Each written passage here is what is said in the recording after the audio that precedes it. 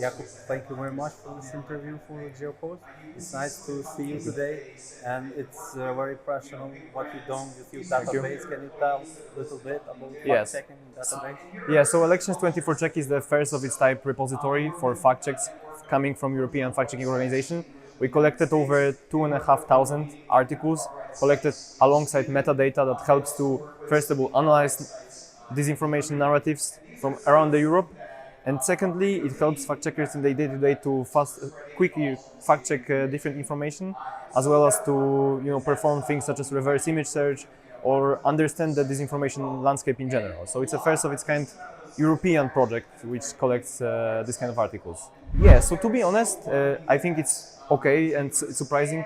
We did not see a lot of interference in terms of Russian disinformation or in European countries. What we saw is mostly national conflicts, which might be a result of course, other action, polarizing Russian propaganda, etc. But to be honest, we did not see like a straight, very clear information coming from Russia or Russia propaganda or Kremlin propaganda, to be more precise. So we saw mostly national and domestic issues such as migrants, high food prices, electricity, etc., etc.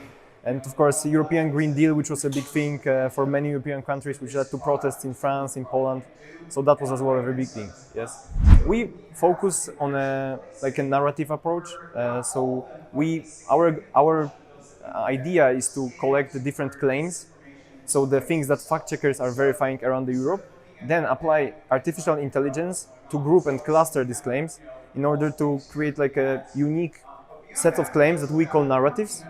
They're automatically machine generated, so it helps in the speed of analyzing the content. In terms of methodology, we also try to make sure that the data quality that we ingest into the platform is high. So that's why part of my job is also moderating the articles that are inside, but also we train fact checkers who join the program how to correctly describe different metadata in the project.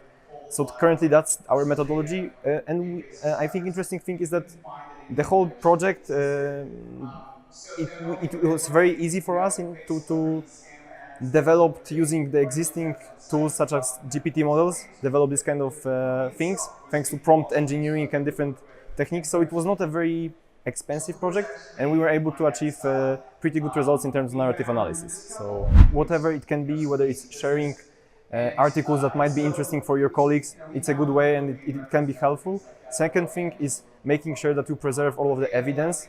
So whenever, not only in your fact checks or articles that you preserve the sources, but also preserve using archiving tools different claims, because later on different stages of your organization growth and as well collaboration, you will have a proof and you can make people who are spreading fake news accountable. So that's the second thing. And the last thing, I would say that there is and this is what we can see in Elections24Check project, is that it's not only about verifying fake news, but it also, what is important is sharing truth news.